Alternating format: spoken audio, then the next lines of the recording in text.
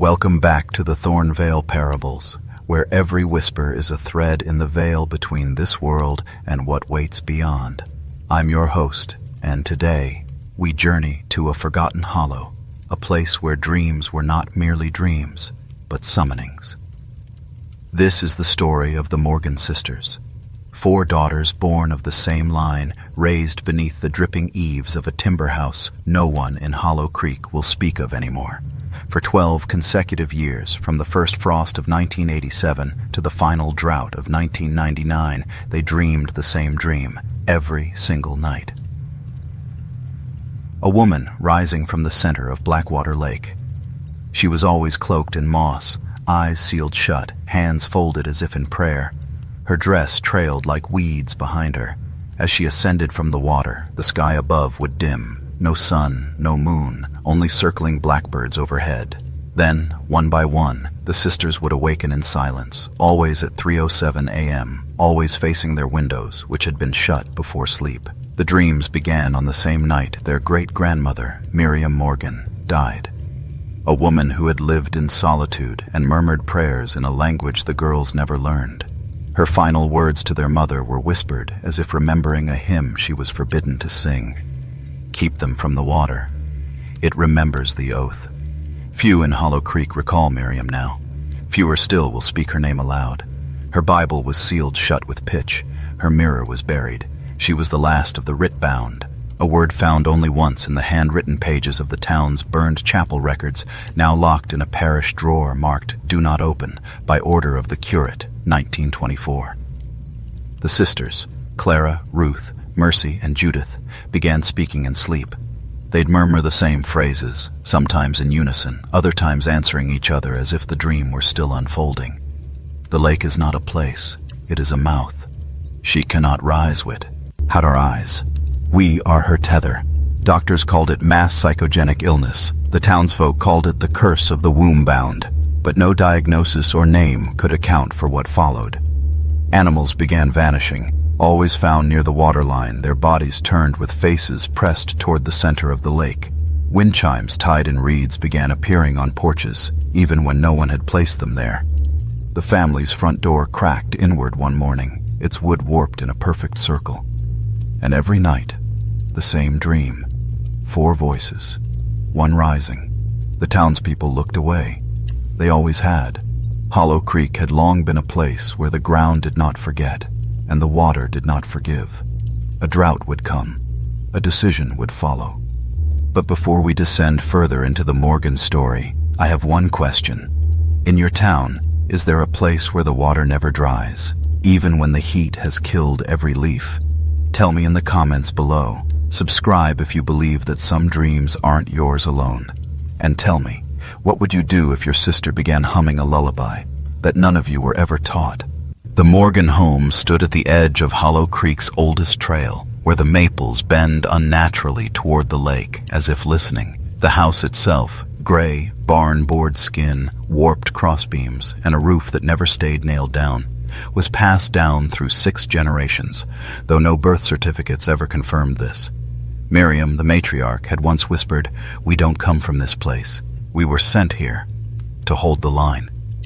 Inside, the home was filled with preserved relics, dried lavender and twine, salt rings at every window, a grandfather clock that had not worked since the day of their mother's stillbirth, and in the center hallway, a faded painting, 4 faceless women standing in black before a tree with no leaves.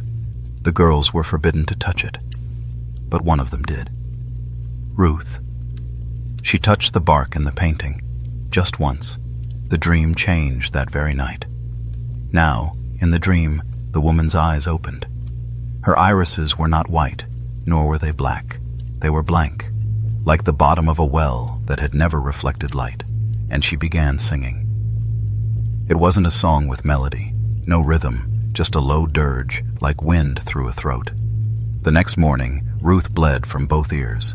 Doctors called it ruptured vessels from a fever. But she had no fever, and she would not speak for 3 days. Only afterward did she begin carving something, into her desk, into the walls, onto her skin, a perfect circle, with 4 strokes etched downward beneath it. The family did not seek help. Help was not trusted in Hollow Creek. The preacher's wife had vanished in '79 and no search was ever made. The postman locked his letters in the chapel cellar, claiming they hum at night, and the children of the town never played after sunset, not since the river turned black for 1 week in August. The Morgan sisters stayed close to one another, not out of love, but out of necessity. Their dreams were beginning to connect. They now saw the same lake from 4 different angles, like pieces of a clock. The woman's hands had begun to rise from her lap. In each dream, her hands reached toward a different girl. In real life, each sister began waking with water on her fingertips. No rain had fallen for weeks. Judith, the youngest, was the first to ask, "What happens when her hands touch us?" No one answered. Even the house had gone quiet. What lives in Blackwater Lake did not belong to this world, and it was no longer content with dreams. In the early records of Hollow Creek, those not burned or redacted, you will find mention of a woman known only as the Midwife of the Mouth. No surname, no death record, only a series of margins inked beside burial entries, not consecrated, buried in standing water. The lake was once a grave, that much is clear. What the Morgans did not know, or perhaps had been made to forget, is that their bloodline traced directly back to this unnamed woman.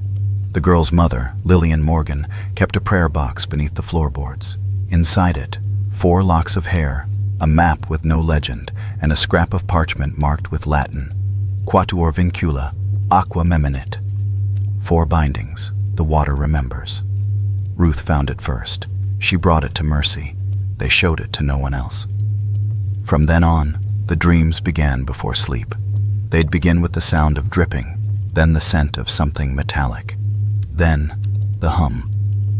Mercy began waking with leaves in her hair, not from trees, from the lake reeds, thick with rot. She hadn't left the house in days. The painting in the hallway had changed. The faceless women now had eyes. Their mouths had been sewn shut. Their hands reached outward in the same posture as the dream woman. Their mother never acknowledged the change. Judith began digging. In the back garden, near where the dog disappeared years ago, beneath the soil, beneath a layer of white stones laid in a circle, she found them. 4 small jars, each marked with a name: Clara, Ruth, Mercy, Judith. Inside, bits of twine, a piece of nail, and a single drop of darkened wax, binding jars. None of the girls had ever seen them made. Miriam had. And now they began to understand why she muttered in tongues, why she kept bells on the floorboards, why she wept each time the wind came from the lake. The water had claimed her once, but she had bargained. Now it came for the daughters, and this time, no one would stop the rising. On the final week of October, the wind shifted. Hollow Creek, always damp and slow-moving, grew still. Trees did not sway. The leaves did not fall. The air took on the weight of something that could not be seen, only felt, like walking through ash before it touches the flame. That night, the bells stopped ringing. Miriam had placed small consecrated bells in every threshold, doorways, windows, the attic stairs, a sound to ward, to call warning. They rang softly in shifts of wind. But that night, they did not ring. They turned. Every bell in the house had twisted on its cord, facing downward, as if bowing. Judith saw it first. She screamed, not out of fear, but knowing. Ruth vomited water. Mercy could not walk. Clara just stared out the window, whispering, "She's at the edge now." And outside, at the far rim of Blackwater Lake, a woman stood. She did not move, but her shadow stretched all the way to the Morgan porch, like a finger tracing its birthright. The family dog began howling in the cellar, but the dog had been dead for years. That was the night they found the book. Not a Bible, not a journal. A codex bound in something not quite leather, stored in the attic behind a false wall. Its title etched in reverse, "The Fifth Must Sleep." There were only 4 sisters, but the book did not lie. Inside, diagrams of the lake, liturgical rites marked in red, instructions for sealing the circle again. The rite required 4 dreamers and 1 sacrifice. The 4 bindings must remain intact. The 5th would sleep beneath. Who had been the 5th? Clara turned the final page. And there, written in old ink, was a name none of them recognized. But Judith did. She whispered it aloud, and outside, the lake rippled. Before the church, before the roads, before the stone bridge that now crumbles into the reeds, Hollow Creek was not a settlement. It was a site, a chosen place where something arrived. The earliest map of the valley shows no habitations, only a circle, drawn with ink too dark to have aged and too thick to be erased. The word written beneath the circle is not in any language spoken today, but it is a name, the same name Judith spoke aloud. After that night, the house began to weep. Walls bled condensation. The crucifix on their bedroom door turned upside down, not by force, but rot. The mirror in the bathroom cracked without sound, from the center outward like the surface of a pond struck from beneath. And the girls began sleepwalking. Each night, they'd find themselves outside, feet wet, clothes cold, standing in a row at the water's edge. Clara started locking them in, but the locks would twist open before dawn. Once, she nailed the window shut. In the morning, the nails were placed neatly on her pillow. The woman in the dream now held out her hands, and each finger bore a ring. 4 rings, each engraved with the same mark from the jars. The lake wanted them back. Because the Morgans were not dreamers, they were keepers. Dreaming was never a symptom. It was a signal, a liturgy passed through blood. And now, the 5th had been named.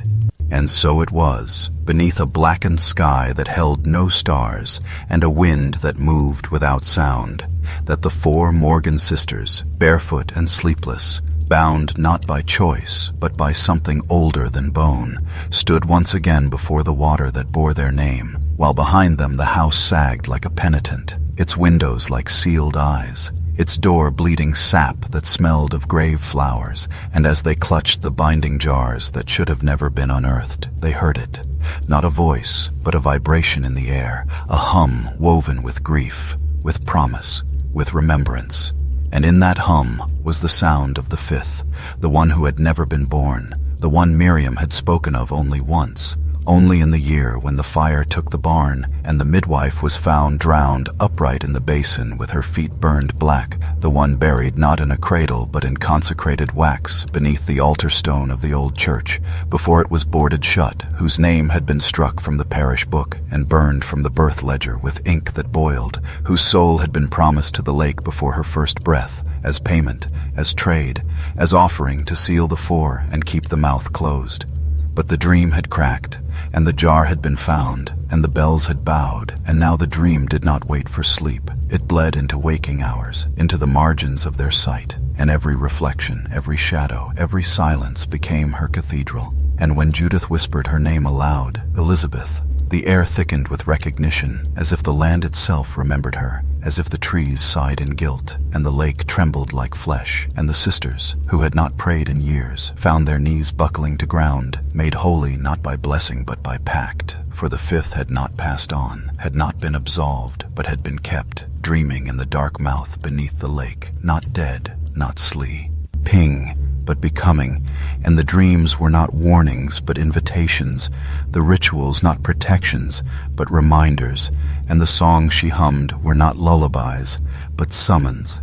And when the girls turned to one another in the dusk before the water, their faces all changed in some small, invisible way, as if a part of each had already crossed over, already remembered their role, already tasted the black water's cold kiss they knew, not by proof, not by word, but by the aching, marrow-deep memory that does not speak, that one of them would not return from this night, that one of them had always belonged to Elizabeth, always been hers, born only to complete the circle, to allow the mouth to open, and that in the hours to come, the 5th would rise to claim what had been promised when Miriam still bled, and the altar still hummed, and the prayer still ended in drowning.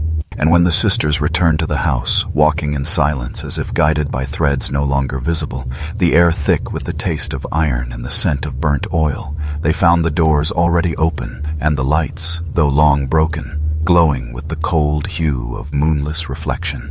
And inside, upon the wood of the entryway where Miriam once prayed with knotted hands, A wet print had bloomed in the shape of a child curled inward, as if something had rested there, watching, waiting, remembering, and as they crossed the threshold, the walls breathed outward. Yes, breathed, as if exhaling age. And from within the floorboards came the hum, low and long and layered with something that pulsed like a psalm forgotten by God, a sound that lived between breath and silence.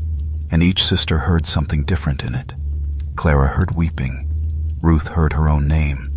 Mercy heard wind in reeds, and Judith heard nothing, which was the worst of all, for in the void of sound she felt something grip her spine, not with fingers but with memory, as if the house had remembered her shape from long before she was born. And in the parlor, where the clocks had all been turned to face the wall, the painting of the 4 faceless women now bore 5 figures, and the new one stood behind the others, her face veiled in dripping black lace, her hands resting lightly on their shoulders, her presence both invisible and unbearable. And as Clara stepped forward, the floor cracked, not with wood, but with voice, a single utterance rising through the split beneath her heel, a sound like the word mine mouthed through water.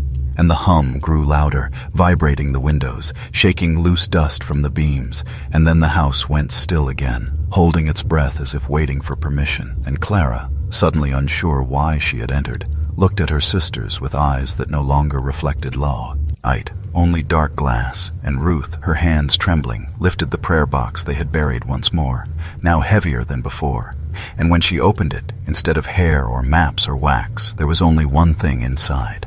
A tooth, small, impossibly old, and not human, with ridges that gleamed like coral polished by centuries, and beside it, folded into waxed cloth, a nursery rhyme none of them remembered learning, but could all recite. 4 stand still while 1 sinks low, the 5th must sleep where black things grow, the circle breaks when names are known, and dreamers bleed to wake the stone. And Judith, who had never feared the lake, now felt her legs give beneath her, and as she fell, she reached for the nearest wall to steady herself, but the wall moved, soft as breath, yielding like flesh, and from behind it came a thud, then another, slow, rhythmic, patient, like something knocking not to be let in, but to remind them it was never gone. And Mercy, pale and shivering, whispered what all 4 of them now understood without question, without language. She is already inside. She always was. And when the sisters gathered that night beneath the attic crossbeam, where the wind had ceased to enter and the spiders had woven no webs, as though even they obeyed the silence, they lit the 4 black candles left by Miriam in the box marked only for the drought, and though none of them remembered learning how, their hands moved in unison, forming the signs with salt and thread, circling the iron nails with wax, reciting words in a tongue none of them claimed to know, but which rang in their throats like ancestral guilt. And as they chanted, low and breathless, more breathed than spoken, the floor began to groan, not with age but with purpose, as if the timbers below had once been pews and were now remembering their congregation. And in the center of the circle, Mercy laid the painting, now showing 5 veiled women with black tears streaked down hollow faces, and the 5th, her veil lifted in the flicker of the flame, bore a mouth sewn not with thread but with roots that pulsed, as if still growing, and from somewhere below the house, not the basement, but deeper, beneath the stone, the sisters heard a sound like soil being swallowed in reverse, as though the earth itself was regurgitating a name it had once promised to forget. And Judith, drawn by something older than loyalty, stepped to the window and saw the lake shimmering even in the moonless dark, not with light, but with memory. And in that reflection she did not see herself, but the veiled woman, arms now raised, mouth now open, and from that mouth poured not water, not blood, but a column of flies, each bearing the faint sound of bells within their wings. And the humming returned, louder, sharper, no longer hidden, and the attic cross cracked from corner to corner, and Clara, ever the quietest, dropped to her knees and whispered the name again, Elizabeth. And the moment it left her lips, every candle went out, and the attic became thick with a darkness that pulsed as if living, as if expecting. And then, beneath them, something moved, a dragging, a slithering, like wet cloth across stone. And when they looked down through the boards between the spaces where the wood had warped with age, they saw it, a hand, small and pale, not of a child, nor of a corpse, reaching upward with nails like carved obsidian, its fingers twitching not in grasping but in rhythm, keeping time with the rhyme they had recited only moments before. And as they stared, frozen, breathing only through their teeth, that same rhyme began to echo, not aloud, but from within their own skulls, as though their bones had remembered it long before they were born. And the realization fell over them like a veil soaked in oil. She was not buried. She had been sealed, and the seal was failing, and their dreams had never been warnings or hauntings or afflictions. They had been rehearsals. And when morning came, not with sun, but with a pale hush like linen drawn over a corpse, the sisters sat unmoving in the parlor, their eyes ringed with the silence of sleeplessness, and their mouths tasting faintly of iron and ash, each of them bearing on her tongue the memory of something bitter that had not been eaten, something remembered rather than consumed. For the dream no longer waited for the veil of sleep. It now pressed itself against the glass of waking like fog from the inside of a sealed crypt.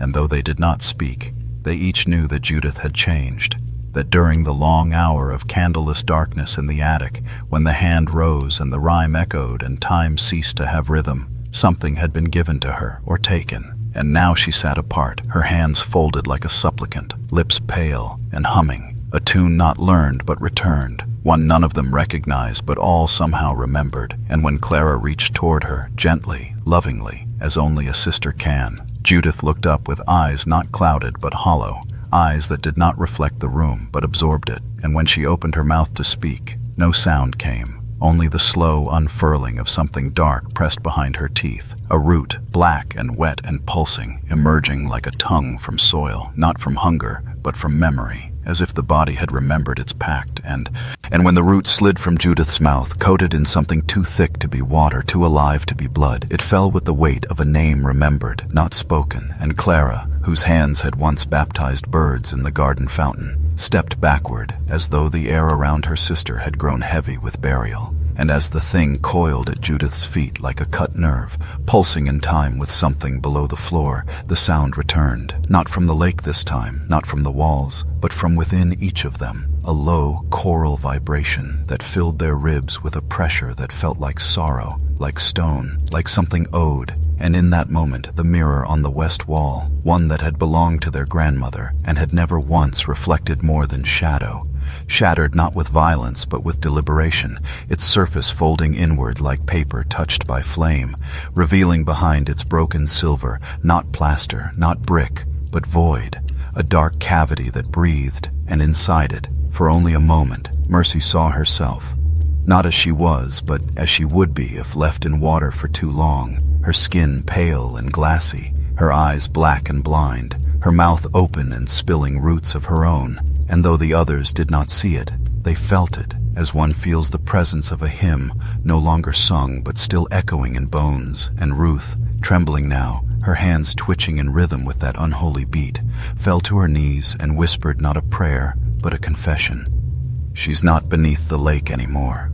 And Judith, still humming that nameless tune, slowly turned her face toward the hearth, where the ashes of last winter's fire began to rise against gravity, dancing upward in the shape of spirals, symbols, circles, forming in the air above them what Miriam had once drawn in chalk in the cellar before she died with her eyes still open. And the root at Judith's feet began to split, not like a plant, but like a mouth, revealing teeth carved from old bone, tiny and too many, and it whispered through closed gums in a language that did not need air, a sound that bent the wood in the floorboards and cracked the iron nail in Clara's palm. And from outside the house came a cry, not human, not animal, but something remembered by the land, and every tree in Hollow Creek bowed its branches toward the Morgan house as though honoring a returning priestess. And in the silence that followed, a single drop of black water fell from the ceiling, though there were no pipes above, and landed on the book they had buried twice and burned once, now inexplicably on the table before them, unopened, unscorched, waiting, pulsing with a heat that gave no light. And when Judith reached toward it with hands now blooming faint veins of green, the candles all reignited at once, and each flame pointed west, toward the lake, toward the chapel ruins, toward her, for the fifth had risen, and the circle was no longer sealed. And when Judith placed her hand upon the book, its leather no longer cold, no longer dry, but warm like skin left beneath linen in the heat of prayer, it opened of its own will, not with a flutter, but with a slow, obedient turning, as if remembering where it last rested before the fire, and inside, the pages no longer bore words, but impressions, raised like flesh beneath bruises, carved not by ink but by fingernails. And the sisters leaned in, not from curiosity but from compulsion, as if something behind their ribs pulled them forward, gently, reverently, and as the book opened to the midpoint, where the binding itself pulsed like a vein, they saw not text, but images. Symbols first, circles within circles, spirals ending in eyes, mouths swallowing rivers, trees turned upside down and rooted into skulls, and beneath the symbols, pressed flat but alive in some remembered way, 4 strands of hair, tied in red thread, each labeled with a name they had never spoken aloud but recognized as theirs, as though their real names had been hidden from them since birth and only now returned to be reclaimed. And when Clara reached to touch her strand, the candle nearest her flickered black, and the smell of lake water thickened the air, and Mercy, her skin now pale as clay, lifted the book by its edge and found it heavy, not with weight but with memory, for the book had passed through hands before, many hands, most unnamed, some buried in hollow creek without stone or prayer, and the last page bore a diagram, not of ritual but of consequence, with 4 figures kneeling in water, heads bowed, hands bound in reeds, and behind them, the 5th, taller, shrouded, mouth sewn with what looked not like thread but scripture, and in place of her face was a mirror, cracked into 5 shards. And Judith touched the mirror drawing with 2 fingers, and from her mouth fell a name, not hers, but one that shook the rafters. Orphiel, a name the walls knew, a name that made the floor bleed sap from beneath the boards and the door slam open though no wind moved outside. And suddenly all the mirrors in the house, hidden, covered, forgotten, began to hum, not from the glass but from behind it, and each one reflected not the room before it, but the lake, at night, at stillness, as if the house itself had become a cathedral of reflections, and in every mirrored surface they saw her, not moving, not threatening, but waiting, always veiled, always watching. And the book now burned, not with flame, but with light, too pale to be natural, too sharp to be holy, and yet it did not consume, only revealed, for books that are vessels cannot be destroyed. And when Mercy tried to close it, her fingers bled without wound, and her blood traced one final phrase across the open page, written in letters that did not exist in any alphabet. She was never dead, only unread. And as the book sealed itself without touch, and the air grew still enough to make their own hearts sound foreign in their chests, the sisters found themselves moving again, not by decision, but by design, their feet stepping softly through the hallway, as if reenacting a memory not their own, their hands brushing against the familiar wood of the walls that now felt strangely moist, as if the house had begun to sweat or weep, and the silence around them became strangely intentional, not empty but full, like the breath between 2 verses of a forgotten hymn. And as they descended the stairs into the cellar, where Miriam had once whispered things into the corners and drawn shapes in salt only to sweep them away before sunrise, they began to notice the mirroring, how the arrangement of objects seemed subtly changed, how each shelf bore a twin bottle, how each hanging rope held a twin knot, how every jar faced its opposite with impossible precision. And when Mercy whispered this aloud, "Something has been doubled," the candles along the walls all dimmed to near death and flared again, not in anger but in agreement, and beneath the dirt-packed floor they could hear the shifting of something large, slow, ancient, as if the ground remembered every sin ever buried and now began to turn its own tongue in recognition. And there, behind the rotted curtain near the root wall, they found the door, the real door, the one Miriam had always kept locked beneath the false shelf of coal, with hinges carved not of iron but of something blacker, bone-like, old as the first oath. And as Clara laid her hand upon it, she gasped, not from pain, but from memory, as the door remembered her blood, and unlocked without key, without sound, revealing a tunnel so narrow the sisters had to walk sideways, pressed shoulder to stone, breath catching on damp air laced with myrrh and moss and something bitter like old smoke. And at the tunnel's end was a room, Round, impossibly round, more a womb than a chamber, with walls etched in spirals that bled down toward a single stone basin at its center, where water shimmered, though no light touched it, and beside the basin stood an altar, not a Christian one, but something older, worn smooth by centuries of kneeling, and on the altar was a cradle of bone, swaddled in moss, and inside that cradle, the binding cloth, blackened, frayed, wrapped around nothing visible, but soaked through with what could only be described as presence, for it pulsed faintly, as if something beneath still breathed, still waited, and Ruth, pale as a death shroud, whispered, "She wasn't buried." They bound her, and Clara, now weeping without knowing why, fell to her knees, tracing her hand along the altar edge where 7 small notches were carved, 6 worn deep, 1 still fresh, and Judith, voice calm as winter, replied, "This is where they hid the 5th, not to protect her from the world, but to protect the world from her." And as the walls exhaled and the water stirred, all 4 sisters knew, in marrow and in silence, that Elizabeth's bindings were weakening, not because time forgets, but because someone always remembers. And as the sisters stood before the cradle of moss and bone, its stillness so complete it felt louder than breath, they began to feel the room pressing inward, not with weight, but with recognition, as if the stone, the spiral, the unseen cradle, all of it had been awaiting not just their presence, but their return. For the altar's 7th notch, new, raw, bleeding dust, seemed to call to each of them, not in words, but in the rhythm of their own heartbeats, slowing, aligning, counting down to some unseen clock buried beneath the floor of the valley itself. And when Judith, always the quietest, now the first to understand, stepped forward and laid 2 fingers upon the cloth, the silence within the cradle broke, not with voice, but with breath, a low intake of cold that smelled of myrtle and blood, and the bark of the drowned trees that once circled the lake before it swallowed them. And as the breath filled the chamber, the spirals on the walls lit faintly with veins of gold and violet, forming not symbols but syllables, and the sisters, who had once shared the same dreams, now began to speak, not aloud, but in unison from somewhere behind the tongue, a language passed down the bloodline, buried in the womb like marrow, a language of reversed names and forbidden echoes, and they said the first, Ralk, and Clara fell to her knees. They said the second, Chtur, and Ruth gasped and clutched her throat. The third, Isherm, and Mercy wept without tears, and the 4th, Chtidaruj. And Judith opened her mouth, but no sound came, only darkness, curling out from her lips like smoke from a cracked censer.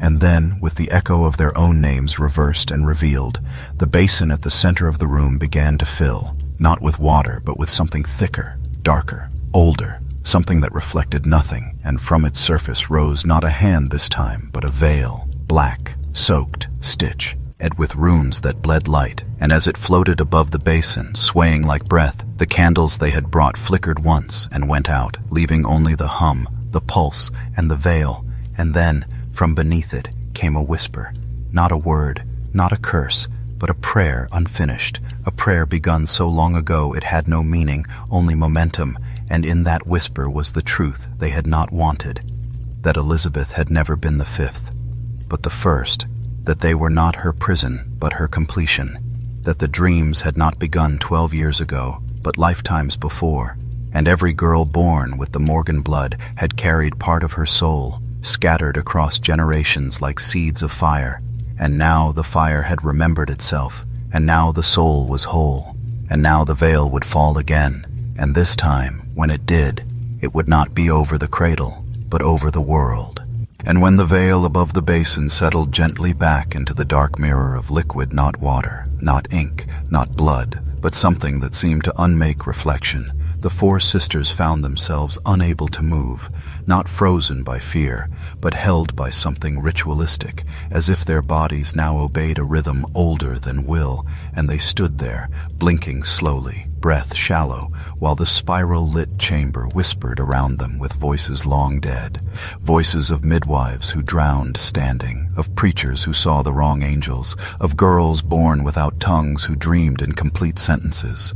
And slowly, one by one, the sisters turned from the basin and climbed back through the narrow tunnel, the stone brushing against their shoulders like hands too reverent to be kind.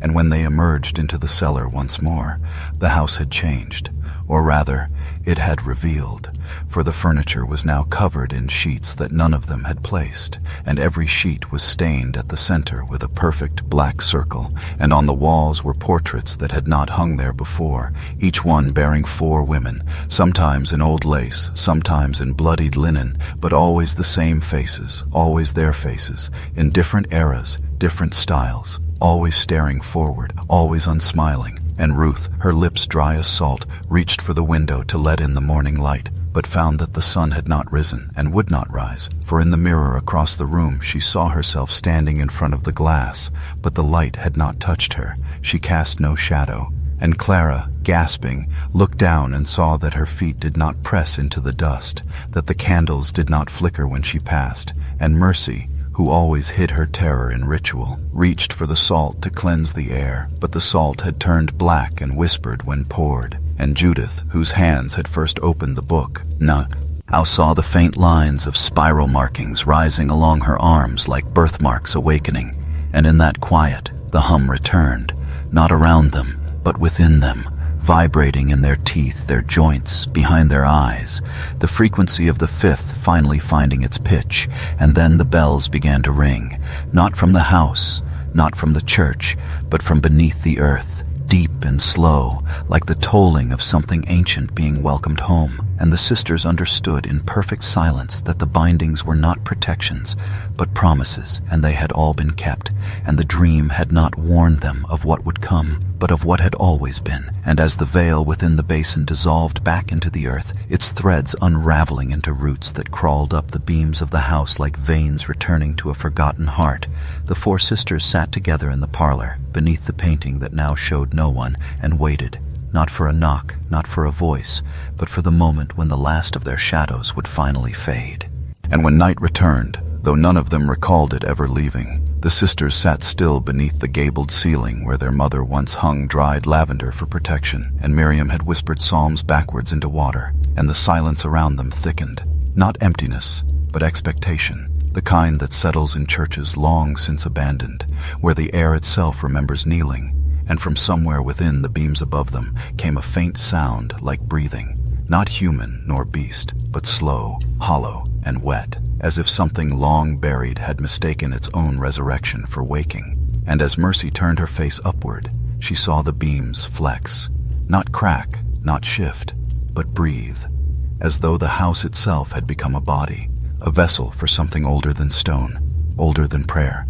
And when the breath exhaled through the floorboards, the cold that swept through the room was not of weather, but of memory, and the hymn began, not from their mouths, but from the walls, a song without words or rhythm, a sound that lived beneath the threshold of language, vibrating in the marrow, too sacred to be sung aloud, too terrible to be left unspoken. And one by one the sisters rose, not by choice but by rhythm, by something written into their blood when they first dreamed of the lake, and they walked in procession to the room where the cradle once lay, now gone, now replaced by a circle of water on the floor, still, black, and perfect, reflecting nothing. And as they stood in a square around it, 4 points around a center void, they did not speak, for the house no longer allowed speech. It had become consecrated space, a sanctum not of worship, but of remembrance. And Judith raised her hands without will.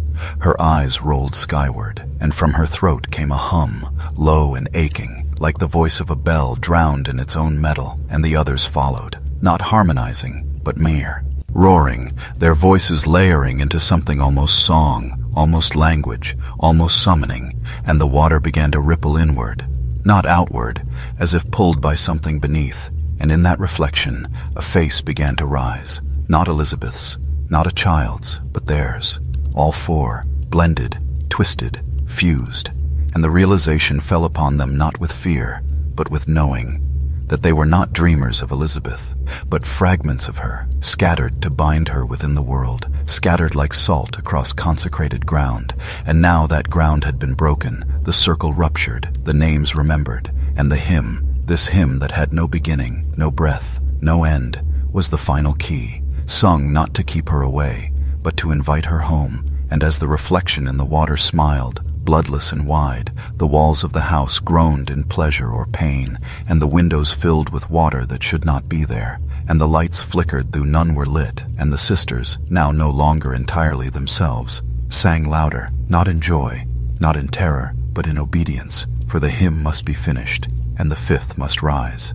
And when the final note of the breathless hymn faded, not into silence but into echo, as though the walls themselves had learned the melody and were now humming it softly back, the water that had formed in the center of the parlor did not drain or dry, but rose, slowly and against every law the sisters had known, ascending not in panic, but in ceremony, curving gently upward like the inside of a bell, filling the air with the scent of old stone and marrow and lantern smoke, and as it climbed, it passed their knees, their waists, their necks.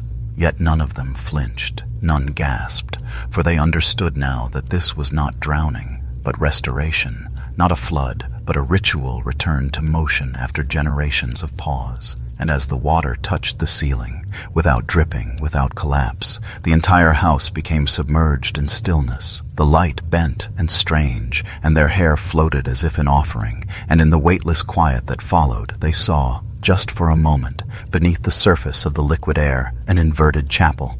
Columns of bone, pews carved from old coffins, stained glass depicting not saints but mirrors, and at the altar, the figure, not Elizabeth, but something that wore her shape like an inheritance, robed in lake rot and bridal lace, her face hidden behind a curtain of silt and silence. And as her hands rose in that other church below, so too did the roots above them tremble, as if pulled by prayer. And Mercy wept without tears, her mouth open, but no breath leaving, because now they understood. The house had never been theirs, the land had never been blessed, the dreams were not prophecy, but confession, and they were not victims of Elizabeth's awakening. They were its condition, its covenant, its price. And as the water shimmered and turned to glass, trapping them between breath and memory, the floor below them cracked with the soft dignity of so. Mething ancient returning, not broken, but revealed, and from the splintered wood rose a song, not from sound, but from temperature, from the way the cold kissed their bones in perfect rhythm with the pulses in the altar below. And Ruth, who had once read psalms in secret to soothe her own terrors, now mouthed verses backwards, lips moving without guidance, guided only by a deeper inheritance. And Judith raised her hands once more and turned slowly in place. Her shadow split now into 5, one for each sister and one for her. And as they bled upward into the ceiling water, the house gave a single, slow shudder, not from collapse, but from completion, as if its purpose had been fulfilled, and it could now rest. And the candles, all long drowned, lit with flame that burned underwater, flickering in hues of morning, and Clara whispered into the rising mirror glass, "She is here." And in the farthest corner of the room, just behind the veil of water, something opened an eye that had never been closed. And when that eye, lidless, vast, and utterly without pupil, opened in the farthest corner of the room, it did not blink, did not search, but simply was. And the sisters knew instantly, without question or voice, that it had been watching not just them, but all of it, the dreams, the bindings, the falsified prayers, the feigned blessings scribbled by fearful priests, too proud to admit they had no power here. And though the eye did not move, its gaze passed over each of them like cold iron dipped in honey, slow and sweet and final. And when it fell upon Clara, her breath caught not in fear, but in recognition, for she saw within it the memory of her own baptism, not the one at the chapel by the crossroads, but the first one, the secret one, the one Miriam had performed in the cellar when she was only 5 days old, wrapped in black cloth and lowered into water that had never touched light. And beside that memory lived others, Elizabeth's face forming in ripples, Miriam's weeping into the basin, a voice whispering, "She will not be whole until the 4 stand still." And as the eye turned next to Ruth, she too remembered, not her own thoughts, but thoughts that preceded her, dreams that had no mind to dream them. And in her mouth she tasted dust and salt and the faint flavor of coins, and in her ears the echo of bells that never rang, but always lingered. And Mercy, dear Mercy, who had been born with a mark on her spine the midwife dared not speak of, saw her hands raise without command and shape a symbol in the air, a spiral folding inward like a lock. And Judith, whose silence had always been misread as strength, fell forward to her knees, not from pain, but from alignment, her body finally taking its proper place in the design carved into the chapel's floor beneath the lake. And the eye grew brighter, not with light, but with awareness, like fire that knows the name of wood beef.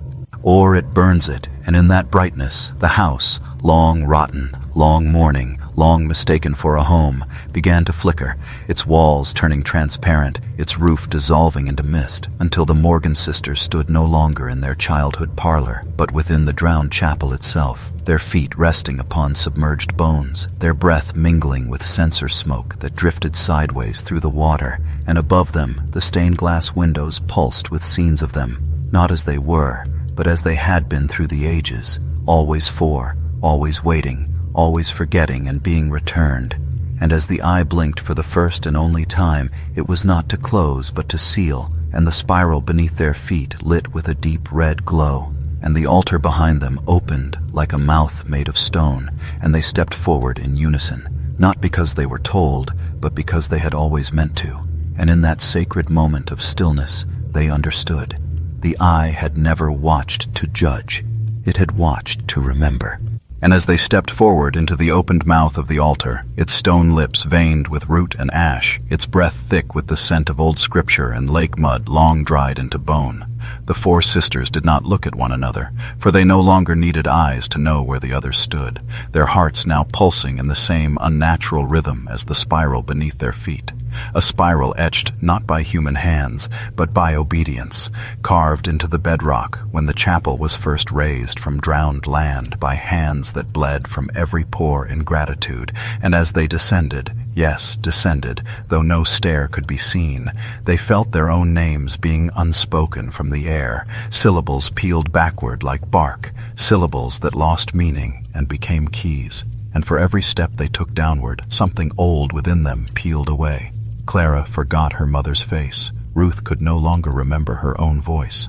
Mercy let go of the year she learned to read, and Judith no longer remembered her name at all. Only the veil, only the shape, only the mouth beneath the lake that once whispered, "Soon," into the blood of unborn girls. And around them the walls pulsed with flickering scripture, not written but grown, each line a living vein of black ivy, weaving a gospel that no priest would dare translate, and the deeper they walked, the louder it became. Not sound, but truth.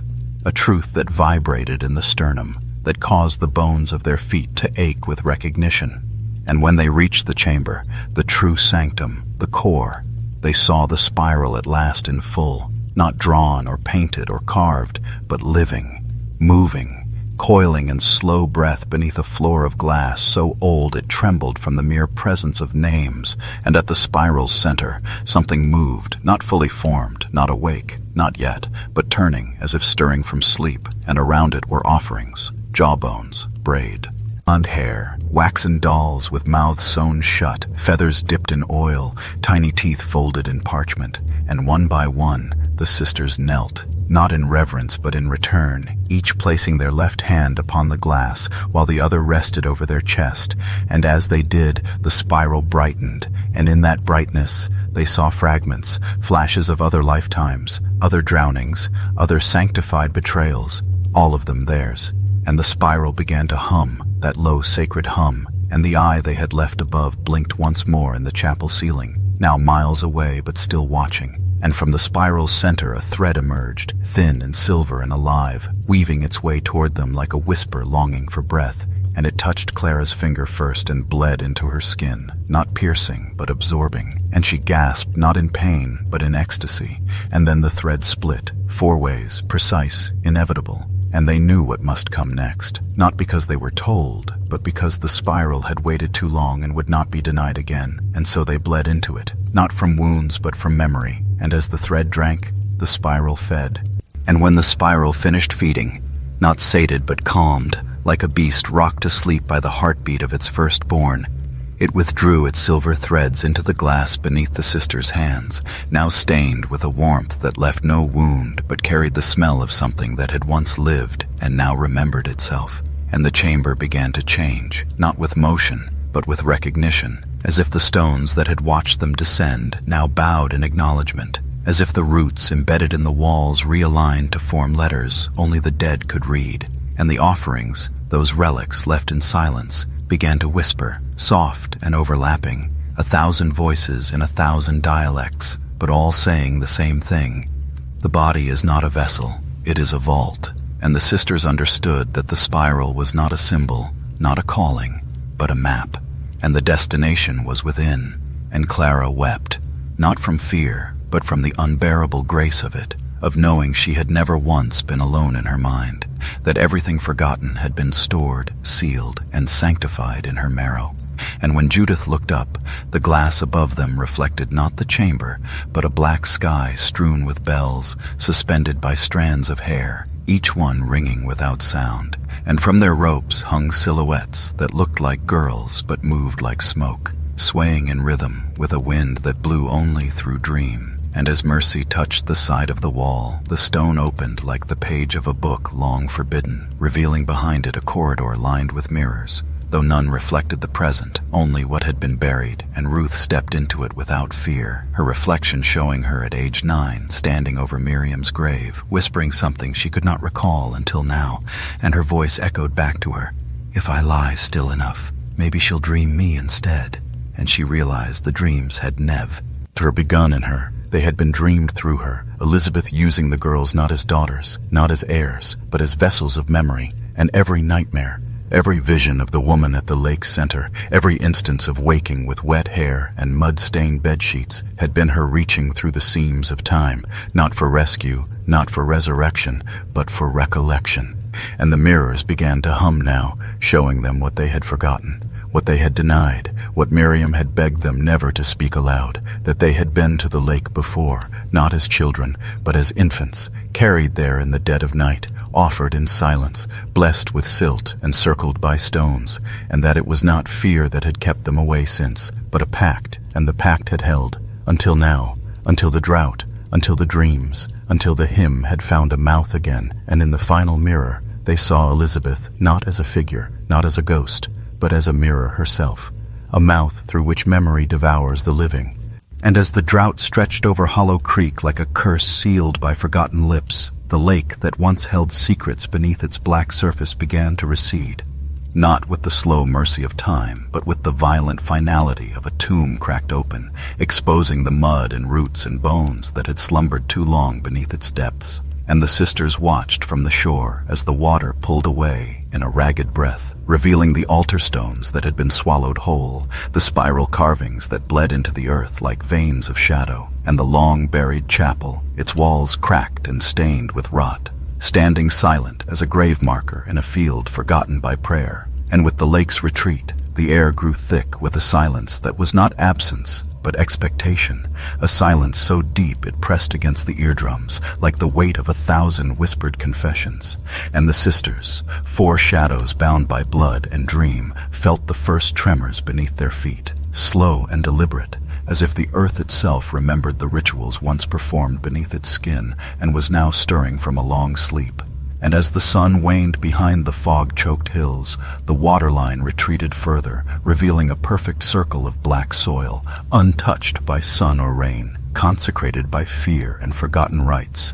And the sisters stepped forward, drawn not by curiosity but by a summons older than their lineage, their feet sinking into the sanctified soil, cold as bone dust. And from the depths of that circle, a voice rose, not spoken, but felt, a hymn without words, a lament without breath, calling them to kneel and remember what was sealed in blood and silence. And as their hands pressed into the earth, the circle began to glow faintly with an unholy light, and the air thickened with the scent of myrrh and decay, and the shadows lengthened until the sisters saw, not with their eyes but with the marred eye of their bones, that beneath the soil something moved, slow and deliberate, a pulse that echoed their own heartbeats. And in that moment the veil between past and present thinned, revealing glimpses of the terrible choice made on a night long drowned beneath the lake's dark heart, a choice woven into their very souls and waiting to be claimed once more. And as the last light faded, the sisters rose, knowing that the drought had bled the lake dry, not to reveal its secrets, but to prepare the world for what had been bound beneath its depths, waiting,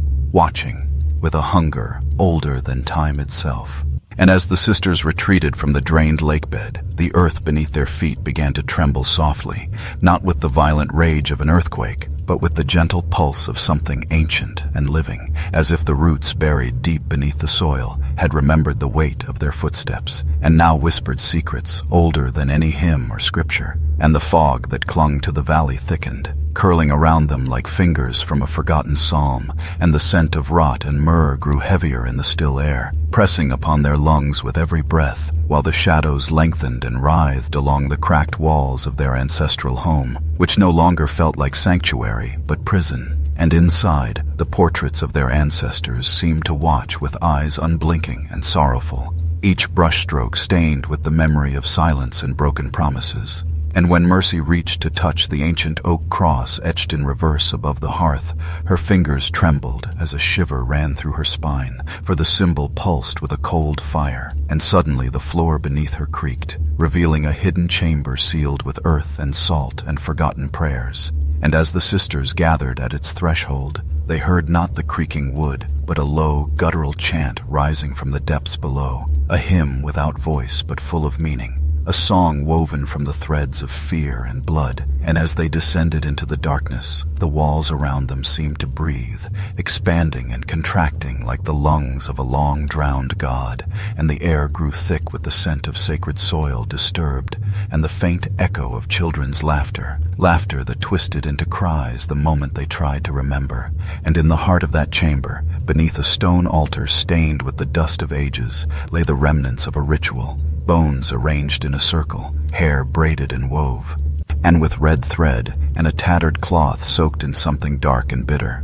And as Judith traced the symbols carved into the altar's edge, the sisters realized with a cold dread that the ritual was not meant to protect, but to bind, to hold something terrible at bay, something that had once walked the valley in flesh and shadow. And as the chant rose louder, the earth around them seemed to pulse with anticipation, as if the roots themselves hungered for release. And the sisters knew with a certainty that no prayer could absolve them now, for the binding was breaking, and the whispered roots beneath Hollow Creek were ready to reclaim what had been stolen. And in the silence that followed, broken only by the distant tolling of a bell long silenced, the sisters felt the first stirrings of a darkness that would not rest until all debts were paid in full.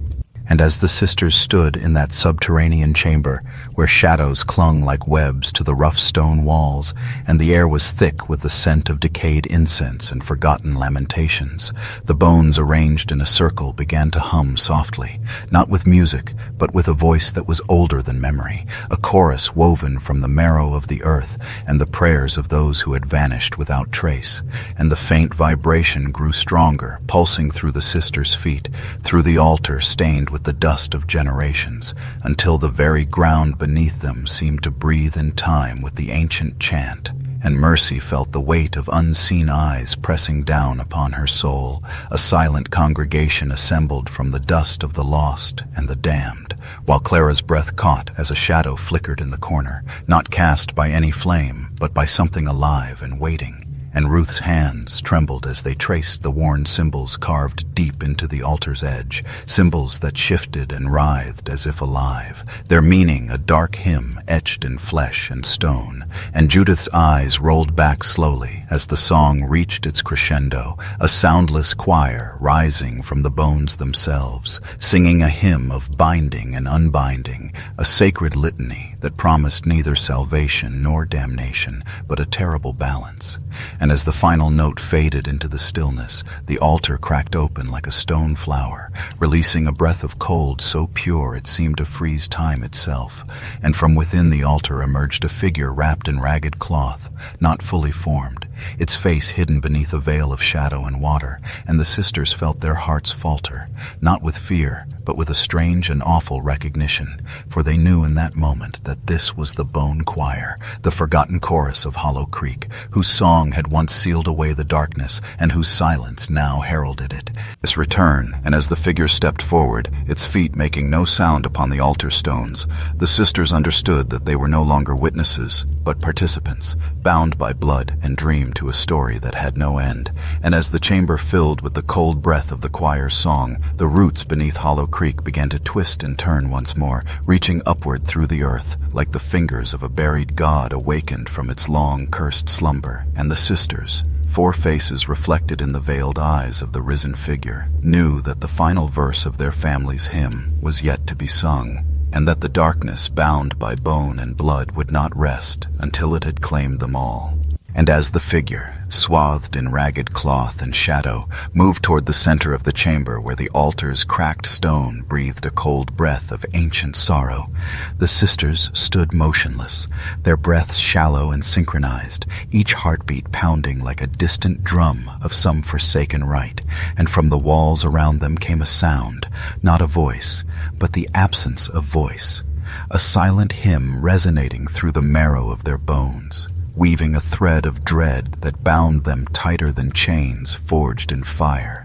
And the air thickened with the scent of myrrh and dust, while the flickering shadows danced like slow serpents across the carved faces of the ancestors, whose eyes seemed to watch with the mournful patience of centuries. And as the silent hymn intensified, the floor beneath the sisters' feet shifted subtly, revealing faint spirals that pulsed with an eerie, pale light, like veins of forgotten grief etched deep into the earth. And as the shadows lengthened and the chamber grew colder still, Ruth's trembling hands traced the ancient symbols once more, feeling them pulse beneath her fingertips as though alive, whispering secrets of blood and bone. And Mercy, her eyes wide and unblinking, saw the figure raise a hand, not to bless nor to curse, but to invoke. And in that gesture the air itself seemed to shimmer and tear, revealing glimpses of a drowned chapel bathed in twilight, where stained glass shattered silently and crosses were etched in reverse upon altar stones rotted with time and silence.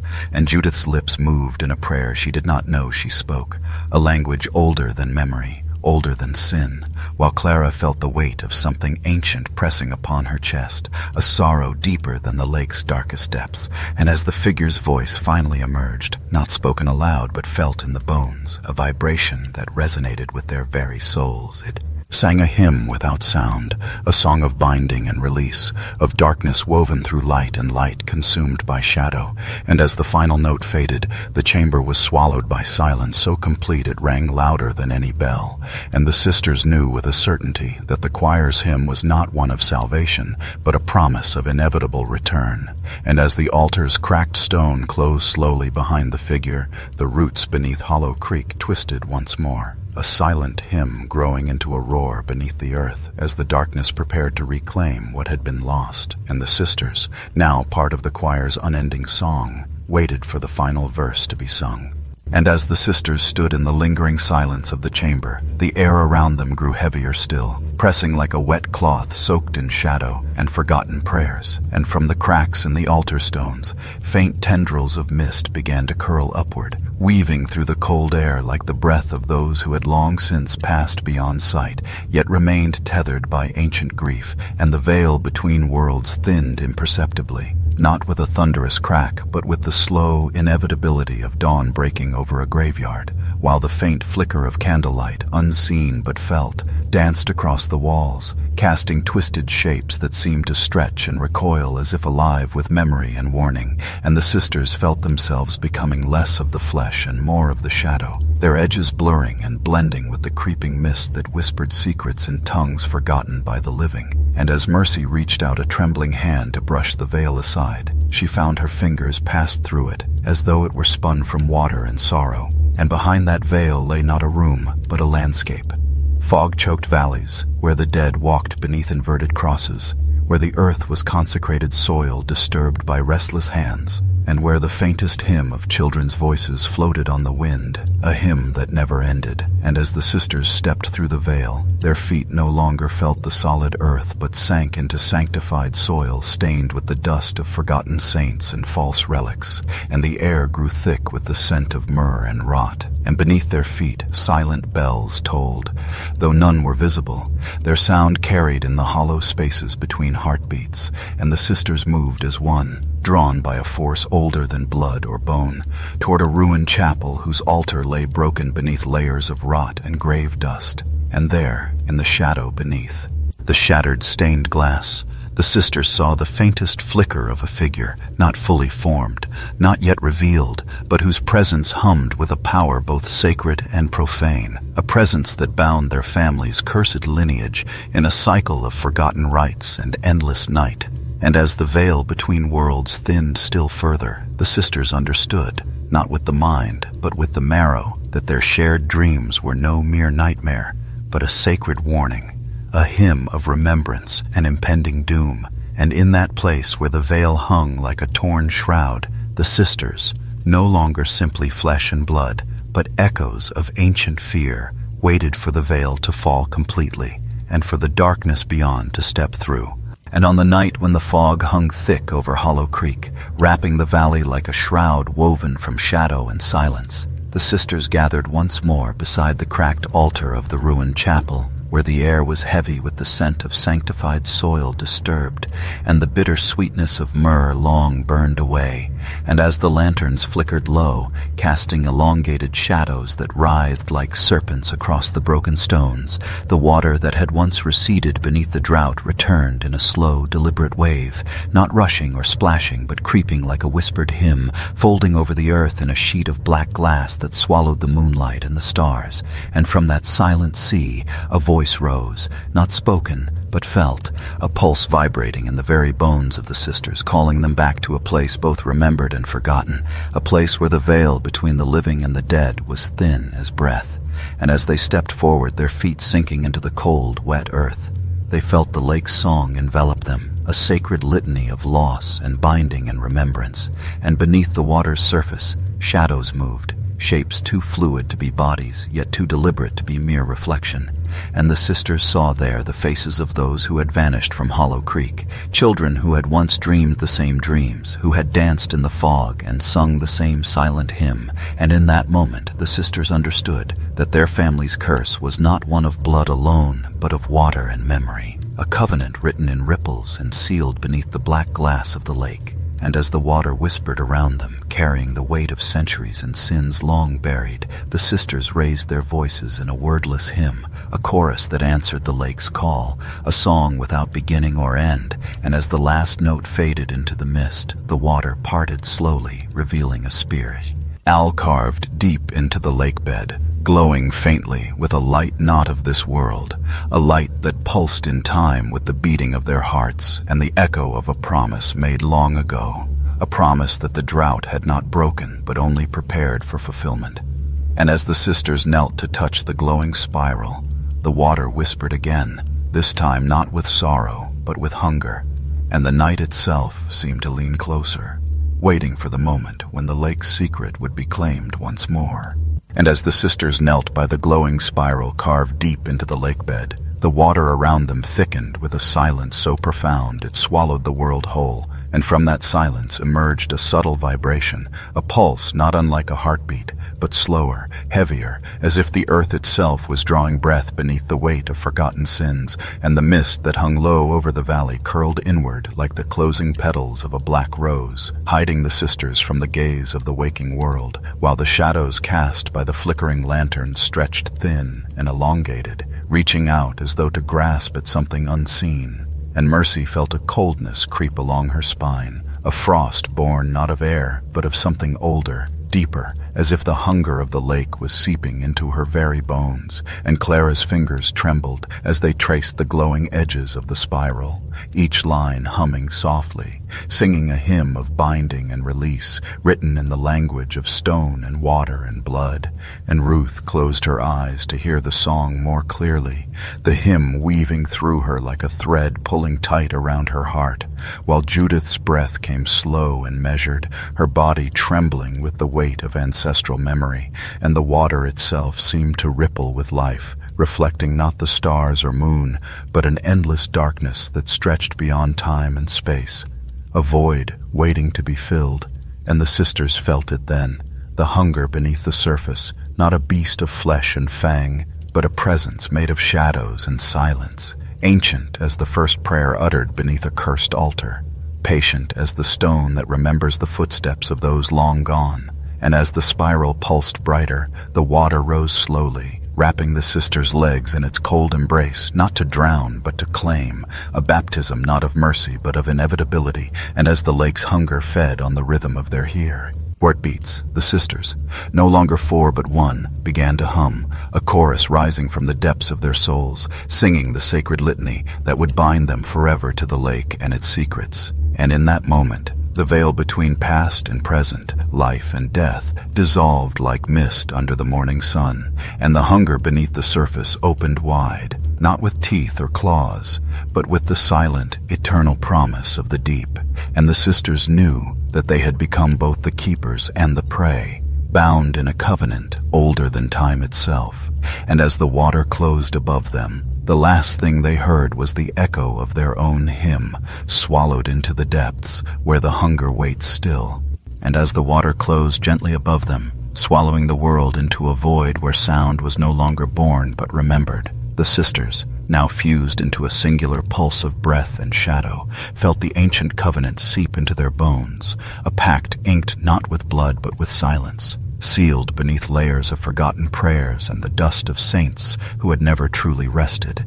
And beneath that suffocating quiet, the lake whispered not in words, but in presence, an invisible hymn threading through the marrow of their souls, binding them to a fate older than their whispered names. And in the depths of that eternal night, the chapel beneath the water began to stir, its ruined altar bleeding faint glimmers of consecrated light, flickering like candle flames lost to the wind, while the stained glass windows cast distorted reflections of the sisters, their faces both young and ancient, innocent and damned, trapped forever in the endless hymn of the lake. And the roots of the valley, thick and writhing like serpents of sacred soil, crept ever upward, intertwining with the sisters' dreams and memories, twisting into chains forged from despair and hope. And as the hunger beneath the water sang louder, a song of binding and release, of life swallowed into death and death reborn as life, the sisters knew with a certainty that transcended fear or hope that their place was no longer on the earth above, but in the silent depths below, where the water held its secrets close like a mother guarding her children. And in that realm between breath and silence, between memory and oblivion, they became not victims, but vessels, sacred relics of a ritual that had outlived its priests and curses, waiting for the moment when the lake's hymn would rise once more to claim new voices. And as the final notes of that invisible hymn faded into the darkness, the sisters, now one with the water and shadow, lose their eyes and embrace the silence that would never end, knowing that in their stillness lay the promise of the covenant, sealed not with a word, but with the absence of it. And the lake waited patiently, as it always had, for the next verse of its sacred song to be sung beneath the surface. And as the sisters lay submerged beneath the still, ink-black water, their bodies cradled by the cold embrace of the lake's depths where no light dared to trespass, they felt the slow, inexorable weight of the silent benediction descend upon them, a blessing not of salvation, but of eternal binding, whispered in the language of shadows and forgotten saints, spoken by lips that no longer moved, yet carried the power to undo and remake the very fabric of their souls. And around them, the water thickened until it was less a liquid and more a sacred veil, consecrated by the tears of those who had vanished before them. And through that veil, flickers of ghostly candlelight shimmered, casting faint, trembling halos upon the faces of four sisters who were no longer merely flesh, but became part of the lake's memory, etched into its surface like a hymn inked into wood. And as the silent benediction deepened, the ruins of the drowned chapel loomed vast and indistinct in the watery shadows, its altar cracked and bleeding fragments of holy dust, the broken stained glass swirling with colors that could neither be named nor seen.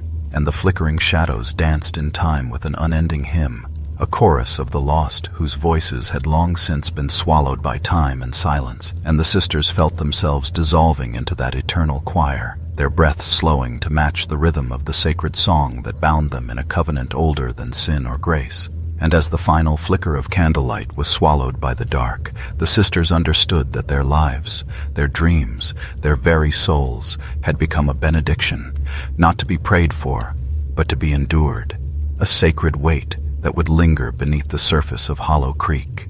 whispering through the mist and shadow to those who dared listen, and as the waters settled into stillness once more, the lake sealed its silent benediction way.